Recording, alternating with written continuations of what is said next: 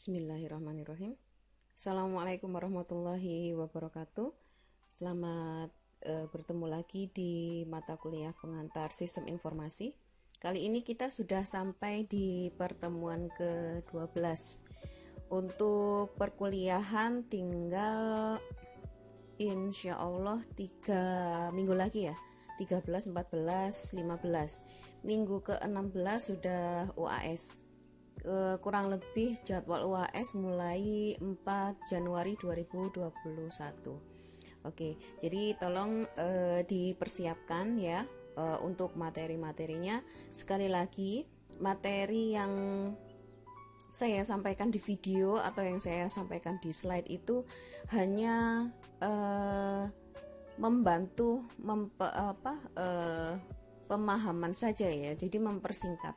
Kalau saran saya dan bahkan mungkin dosen-dosen yang lain lebih menyarankan bahwa alangkah Anda jauh lebih memahami materi kalau misalkan Anda membaca pada buku tersebut. Jadi nanti akan coba saya tunjukkan bukunya ya. Oke, bukunya untuk materi minggu ini kita gunakan 3 buku. Bukunya Rainer, bukunya O'Brien, dan bukunya Patricia. Materi untuk minggu ini yaitu Ethics, Privacy, and Security. Oke, saya tampilkan dulu untuk bukunya. Oke, nah di sini bukunya Rainer itu dibagi menjadi dibagi 2 chapter ya, dibagi 2 bab. Untuk chapter 3 Ethics and Privacy, untuk chapter 4 Information Security. Nah, untuk bukunya Patricia Wallace ini jadi 1 bab, ada Ethics, Privacy, and Security. Dan yang terakhir bukunya James O'Brien ini di chapter 11 Security and Ethical Challenges. Yang 12. Nah, ini ada lagi ada chapter 12 apa ya?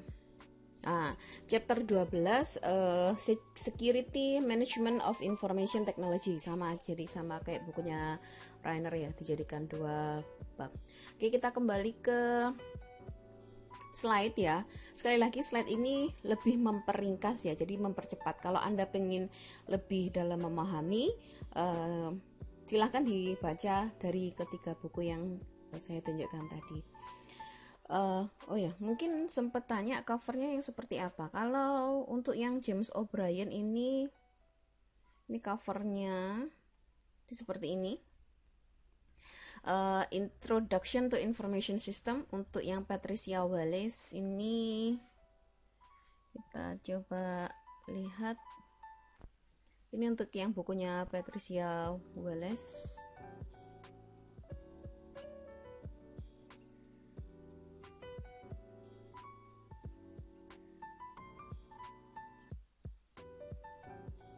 Ini seperti ini. Dan untuk yang bukunya Rainer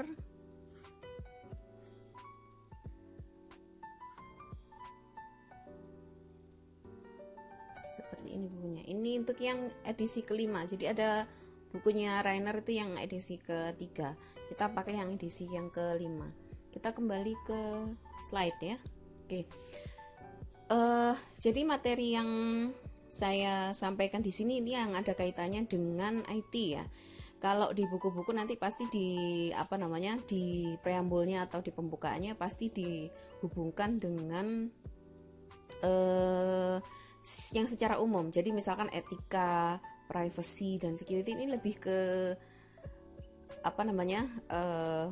kejadian awalnya. Misalkan etika itu di lingkungan itu pasti ada ya, terutama di di kita. Nah, ini mungkin saya lupa apakah saya sampaikan di PSI atau saya sampaikan di mata kuliah yang lain. Jadi mungkin beberapa kasus. Kalau misalkan disampaikan bahwa enak ya kalau hidup di luar negeri. Jadi misal kalau di Indonesia itu bingung dengan adat istiadatnya, bingung dengan Kalau di Jawa itu semacam kayak unggah-ungguhnya gitu. Nah, sedangkan kalau misalkan di luar negeri enak, udah nyantai aja gitu.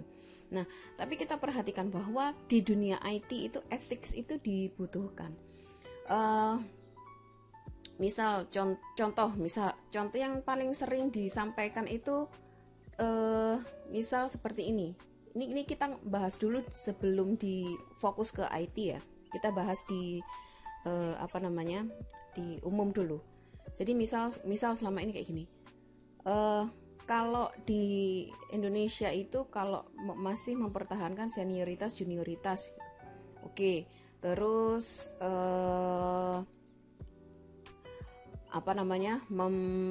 masih menitik beratkan ke sopan santun. Oke, gak enak. Kenapa? Karena dalam dalam dunia pekerjaan itu yang dibutuhkan adalah profesionalitas.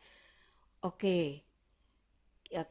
Permasalahan itu sangat sering saya pribadi dengar gitu ya.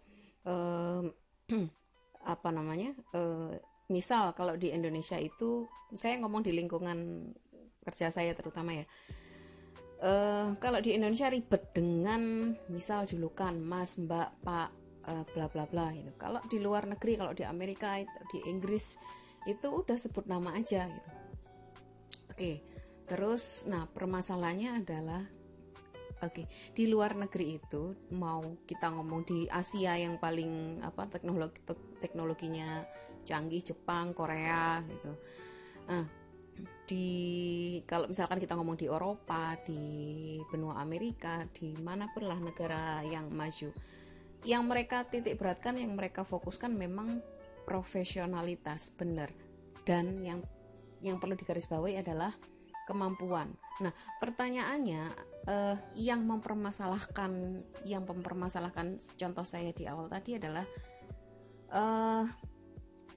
kalau misalkan Anda memang punya profesionalitas, kalau Anda misalkan memang punya kemampuan, ya it's okay, tidak masalah kalau misalkan memang mampu bekerja dengan standar luar negeri, dengan standar Amerika, dengan standar Eropa, dengan standar misalkan Jepang. It's okay, memang mungkin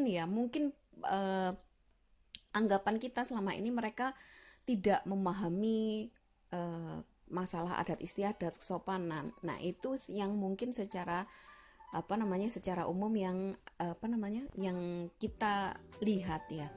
Namun sebenarnya kalau misalkan kita hubungkan dengan dunia IT, yang kita hubungkan dengan apa yang akan kita bahas ini, sebenarnya apa yang sudah diterapkan oleh Indonesia atau nenek moyang kita sebenarnya itu adalah aturan yang bisa dibilang itu saling menguntungkan satu dengan yang lain, manusia satu dengan yang lain. Jadi coba perhatikan sekarang ini, apalagi di era pandemik yang seperti ini, kejahatan semakin meningkat, perampokan, pembunuhan, begal, banyak lagi gitu. Nah, nanti saya juga contohkan beberapa kasus yang ada hubungannya dengan IT ethics, IT privacy, dan IT security yang terjadi di lingkungan kita. Nah, yang selanjutnya kita coba bahas secara teori. Benar nggak sih kalau misalkan kita bahas secara teori, etika, privacy dan security itu ternyata dibutuhkan juga di dunia IT. Oke, kita bahas mungkin yang di sini saya akan skip karena saya akan fokus ke contohnya ya. Ethics atau etika itu mengacu pada prinsip benar dan salah yang dilakukan individu untuk membuat pilihan yang memandu perilaku mereka. Memutuskan apa yang benar atau salah tidak selalu mudah atau jelas. Untungnya ada banyak kerangka atau framework yang dapat membantu kita membuat keputusan etis. Contoh misalkan, kenapa kok etika ini disebut sulit untuk memutuskan? Contoh sederhana saja, banyak sekali hal-hal yang sepele saja yang mungkin saya pribadi bilang itu salah, tapi mungkin orang lain bilang itu benar, tidak masalah. Nah, ini kita akan tentukan sebenarnya etikanya itu harusnya seperti apa. Nah, ini salah satu contoh. Nah, lanjut materinya. Etika adalah sistem prinsip moral yang digunakan untuk menilai yang benar dari yang salah. Satu kerangka etika berfokus pada hukum dan hak alam. Yang selanjutnya adalah ada yang disebut dengan utilitarisme, yang dimana menekankan konsekuensi dari tindakan. Oke, jadi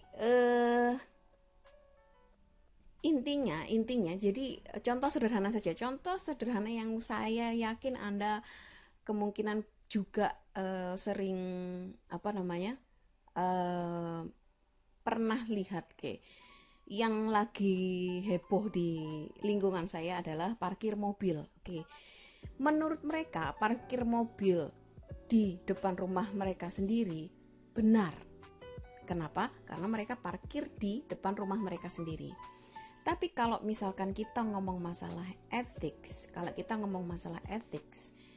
permasalahannya adalah yang digunakan parkir itu adalah jalan umum, digunakan untuk kendaraan berlalu lalang. Seharusnya apa?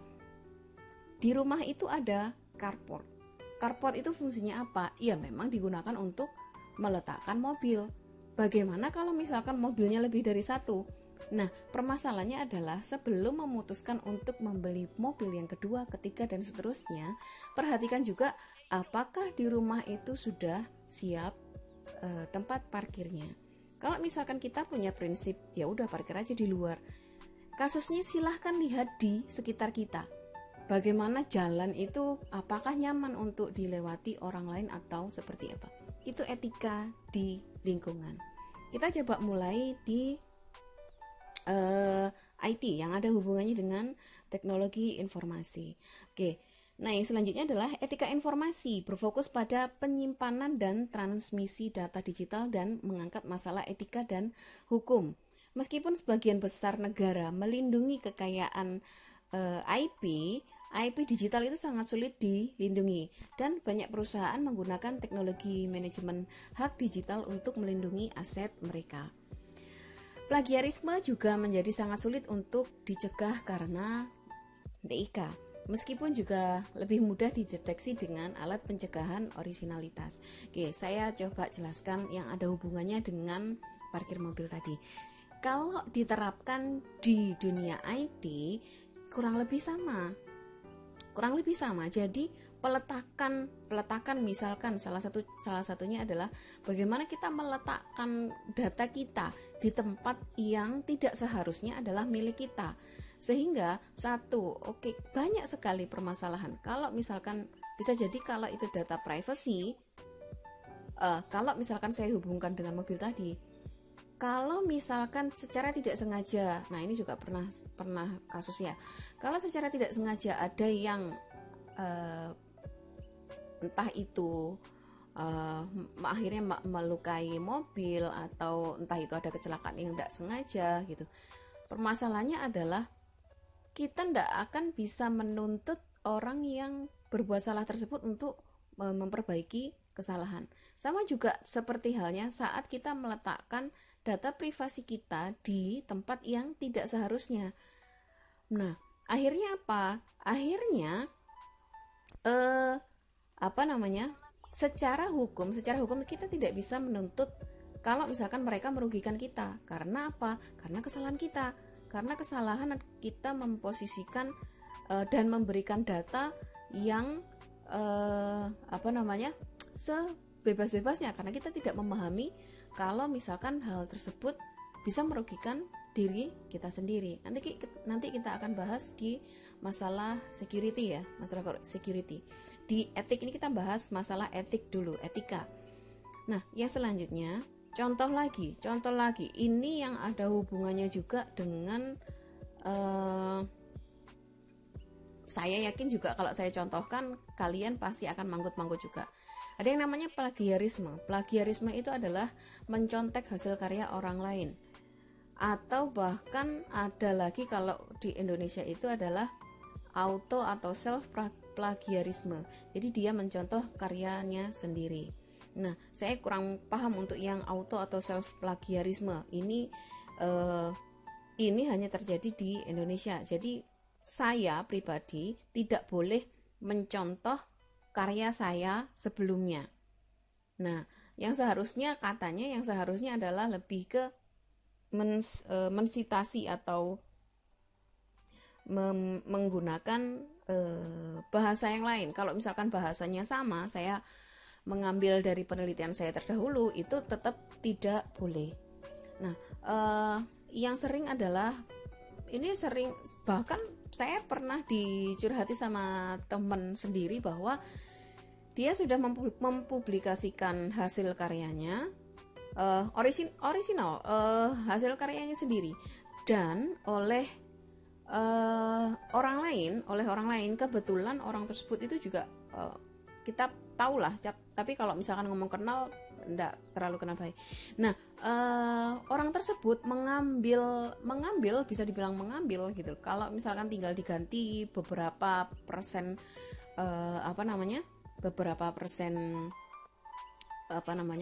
papernya tersebut, ya itu kan namanya plagiasi. Nah, kenapa? Karena sekarang plagiarisme itu sudah bisa dicek.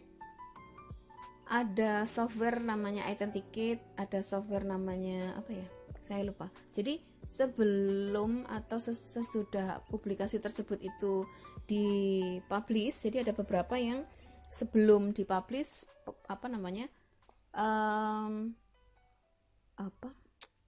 paper tersebut dicek plagiarismenya berapa persen. Jadi tingkat plagiarismenya itu ada aturan tidak boleh lebih dari 25%. Oke, nah yang selanjutnya kita coba bahas Ethics and Information Technology.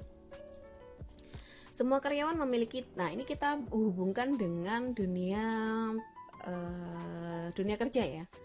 Semua karyawan memiliki tanggung jawab untuk mendorong penggunaan informasi dan teknologi informasi secara etis. Banyak keputusan bisnis yang akan Anda hadapi di tempat kerja ada permasalahan tentang etika. Nah, yang selanjutnya beberapa pertimbangan yang ada hubungannya, yang ada kaitannya dengan etika. Contohnya, ini kita ngomong di dunia kerja ya. Apakah organisasi atau kantor itu memantau browsingan kita, nah web ya, atau sampai dengan email, benarkah sampai memantau sampai sedetil itu? Nah, yang selanjutnya, apakah organisasi menjual informasi pelanggan ke perusahaan yang lain? Jadi contoh Bu Siti kerja di kampus. Nah, semua data pribadi yang milik Bu Siti itu semuanya ada di kampus, ada di pusat, ya, ada di pusat data. Permasalahannya adalah, nah, apakah boleh organisasi atau perusahaan tersebut menjual data dari karyawan ke perusahaan yang lain? Misalkan, ini terjadi kalau kita ngomong di ini yang terbaru. Nah, ini ada aplikasi HP yang mungkin ya saya sering dengar beberapa dari mahasiswa itu install ya, mobile application ya ini. Silakan cari di di web ya. Ini kalau saya sebenarnya saya tadi kepingin punya ide untuk membuat langsung menunjukkan beritanya ya. Tapi karena satu, kita live, kita dipantau, saya takutnya malah video ini akan di ban. Padahal di sini saya memberi materi tentang penjelasan tentang etika. Ya, kasus yang terakhir, yang update terakhir itu adalah ada data yang kita miliki tentang lokasi, ya kan? Tentang lokasi itu dijual ke perusahaan ya, dimana nanti ini gosipnya ya, beritanya yaitu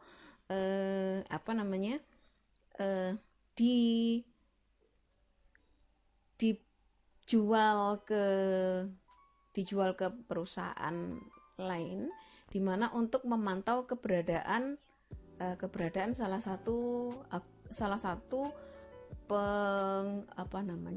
penganut agama tertentu yang ada di Indonesia. Nah, ini saya yakin dengan keyword yang seperti ini Anda tahu aplikasi mobile apa yang saya bahas ya. Jadi ini terjadi kebocoran kalau dibilang menjual ya, tapi pihak dari yang menjual aplikasi tersebut memang membantah, ndak menyatakan hal yang demikian. Oke, tapi untuk yang bagaimana yang sebenarnya ya kita memang nggak akan bisa membuktikan. Oke, next. Nah ini contoh tentang masalah privacy, akurasi. Ini contoh adalah misalkan ini satu, masalah privacy melibatkan pengumpulan, penyimpanan, dan penyebaran informasi tentang individu. Ini privacy seperti yang saya sampaikan juga.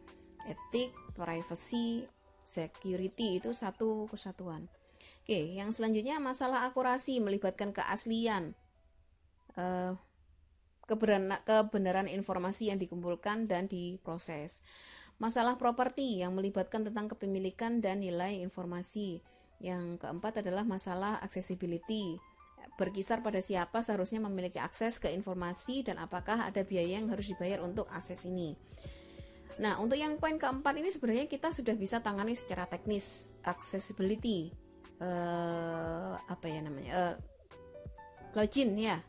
Nah, banyak sekali ini secara teknisnya itu banyak, bisa autentikasi dan otorisasi. Jadi misalkan Anda login ke salah satu aplikasi, permasalahannya adalah dengan halaman yang sama, apakah Anda login menggunakan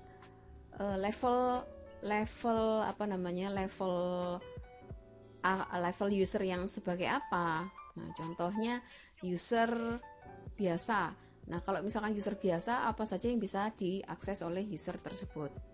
Misalkan lagi, Anda masuk sebagai user pengelola sistem. Nah, ini apa saja yang bisa dilakukan oleh user tersebut? Dengan aplikasi yang sama, Anda masuk menggunakan login sebagai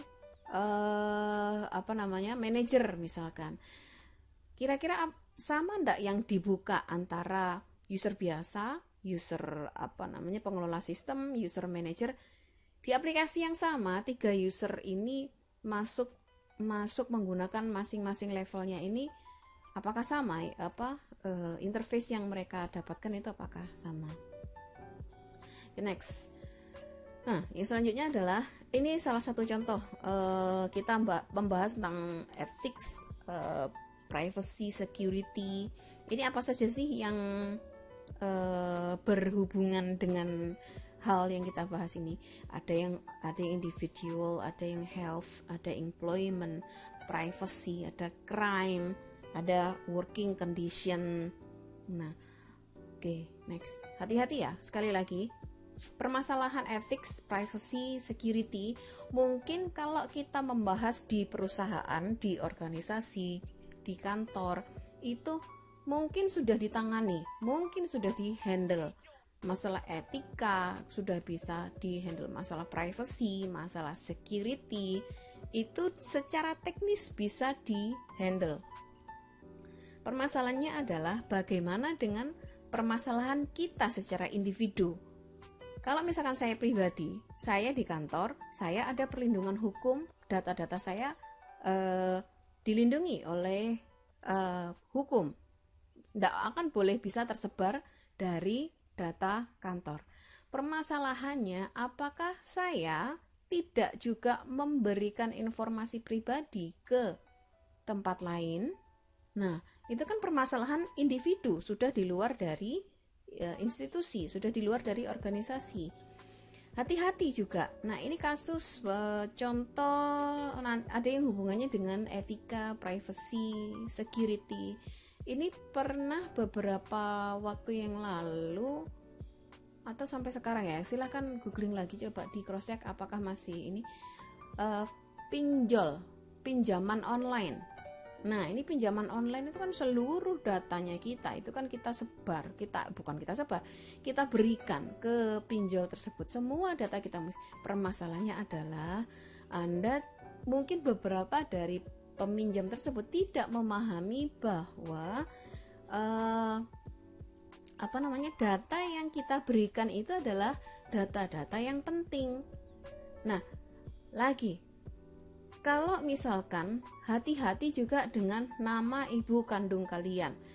Di manakah Anda harus menuliskan nama ibu kandung kalian? Karena itu adalah kalau Anda sudah berhubungan dengan bank, nama ibu itu sudah masuk ke dalam sensitif data. Ya, sehingga kalau sudah ketahuan nama ibu bisa jadi pembobolan data keuangan, data bank itu sudah tanda tanya, sudah bisa diakses atau enggak. Nah, ini karena mungkin beberapa dari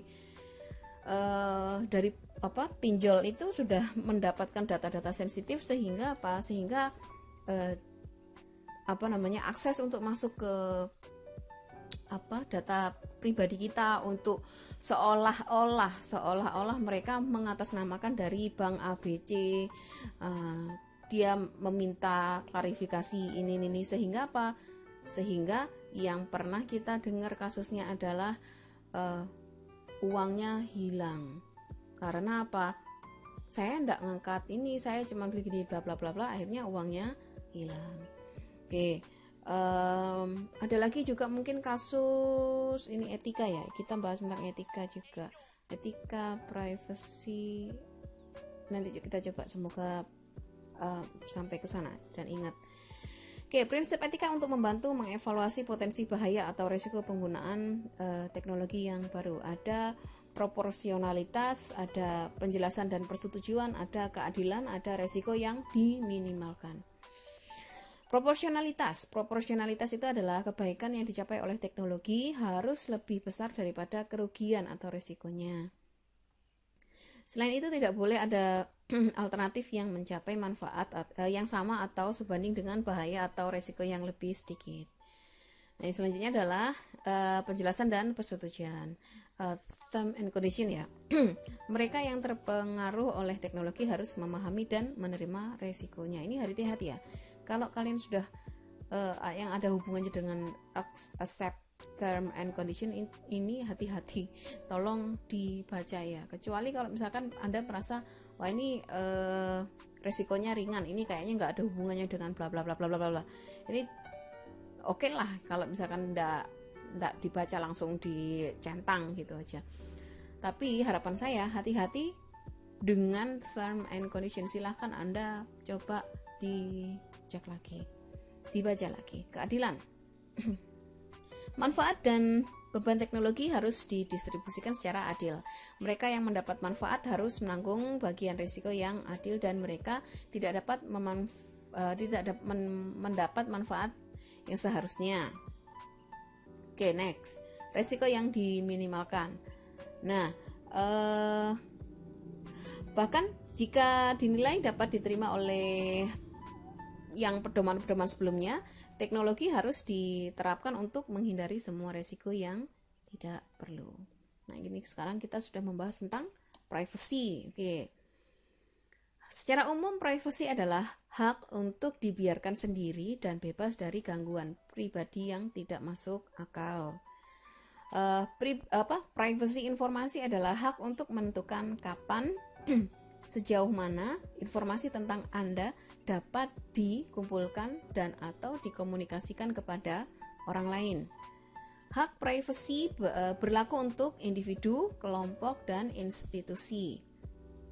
Hak atas privasi saat ini diakui di semua negara. Ini karena bukunya dari Amerika ya. Jadi di Amerika sana untuk hak atas privasi ini sudah diakui oleh semua states yang ada di Amerika dan pemerintah federal, baik secara undang-undang atau hukum umum. Ini saya ambil dari buku penerbitan yang 3 tadi. Oke, kita skip. Nih lagi. Privacy kalau menurut buku yang 3 tadi itu ada 2 aturan yang disepakati ya. Yang pertama adalah hak privacy itu tidak mutlak. Privacy itu harus diimbangi dengan kebutuhan masyarakat. Nah, yang selanjutnya adalah hak publik untuk mengetahui atau menggantikan hak privacy individu. Kedua aturan ini menggambarkan mengapa menentukan dan menegakkan peraturan privacy itu bisa sulit. Contoh. Kalau kita ngomong masalah privacy itu benar-benar saklek, benar-benar tidak boleh diketahui oleh orang lain, permasalahannya adalah bagaimana kalau misalkan orang atau individu tersebut itu melakukan kejahatan. Kalau dia dilindungi oleh hukum yang menyatakan seperti itu, maka hukum yang lain, contoh yang ada kaitannya dengan kriminal tadi, tidak akan bisa menentukan bahwa orang tersebut itu bersalah. Karena kenapa? Karena kalau misalkan kita menentukan hak privacy itu benar-benar mutlak, hak yang benar-benar gak bisa diganggu gugat, nah ini bahaya juga. Oke, lanjut. Nah, kita bahas tentang keamanan. Untuk keamanan sebenarnya kalau kita kaitkan dengan IT, keamanan yang ada di IT itu sudah bisa dibilang sudah dari berbagai lapisan ya. Kalau kita membahas materi PSI ya, pengantar sistem informasi, saya kaitkan dengan beberapa mata kuliah yang nanti ke depan yang ada hubungannya dengan keamanan sistem informasi. Seperti namanya, keamanan sistem informasi. Kalian nanti akan dapat mata kuliah keamanan sistem informasi. Tinggal pendekatannya seperti apa. Keamanan sistem informasi itu kalau misalkan kita kaitkan dengan aturan atau framework. Ya, ada banyak sekali yang membahas tentang keamanan sistem informasi. Ada framework ITAL, ada framework ISO, ada framework COVID dan yang lainnya. Dimana aturan framework di sini kita ngomong lebih ke tata kelola IT-nya, IT governance-nya, bagaimana keamanan aturan keamanan sistemnya. Kalau misalkan kita bahas selanjutnya lebih detail lagi, yaitu bagaimana keamanan secara teknis. Keamanan secara teknis itu ada kita misalkan contoh implementasi enkripsi, terus lagi bagaimana jaringannya, penataan jaringan, dan lain sebagainya. Jadi sebenarnya kalau kita membahas tentang security yang kita kaitkan dengan IT itu sudah secara teknis itu sudah diimplementasikan. Dan lagi mungkin beberapa semester ke depan Anda dapat mata kuliah administrasi basis data, atau mungkin yang di dunia yang paling umum adalah DBA, Database Administration. Nah, di mana lebih teknis membahas tentang bagaimana database itu bisa aman. Ya, ada yang hubungannya dengan audit trail. Nah, ini benar-benar membahas tentang teknis. Oke, next. Oke ya, bisa dibaca sendiri. Ini contohnya, kalau misalkan kita membahas di perusahaan ya, ini sudah banyak tahapan yang dilakukan oleh perusahaan itu untuk melindungi asetnya. Oke, ada yang implementasi antivirus, terus ada yang virtual private network, ini digunakan untuk penyimpanan datanya.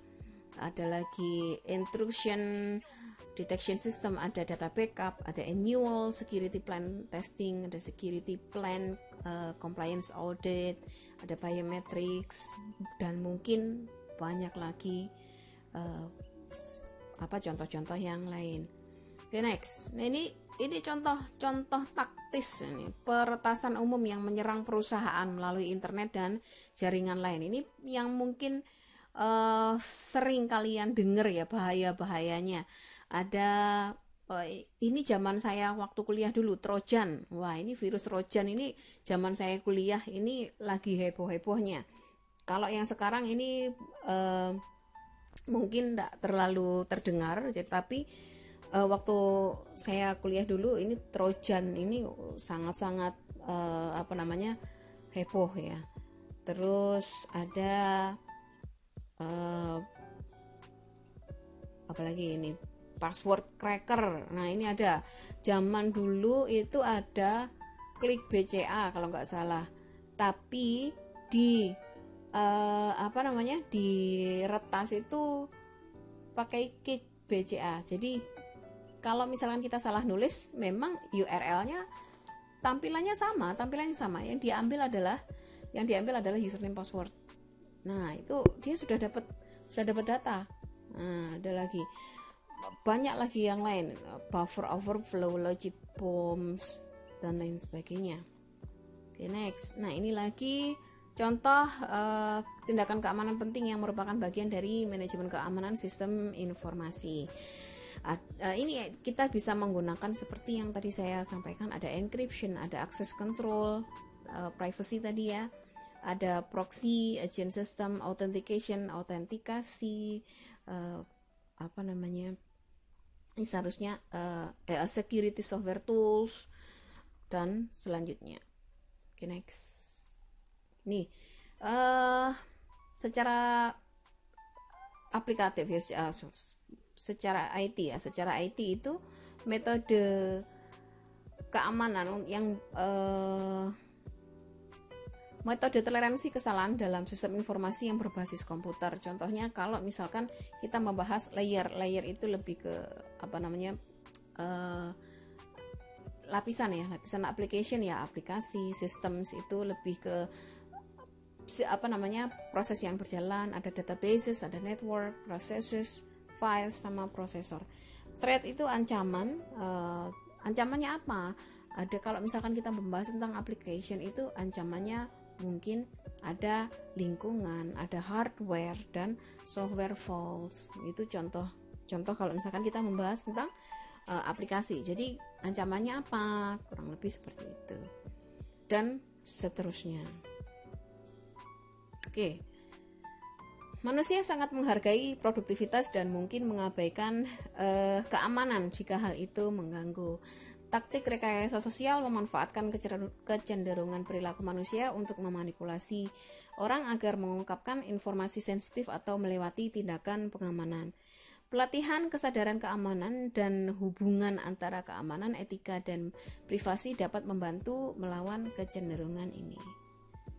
Oke, materi ethics, privacy, and security saya cukupkan sekian. Tolong sekali lagi, pertemuan kita tinggal 3 minggu lagi. Silahkan dibaca lagi materi-materi yang kita sudah pernah bahas. Saran saya lebih baik langsung baca dari bukunya, sesuaikan dengan materi-materi yang sudah saya bahas.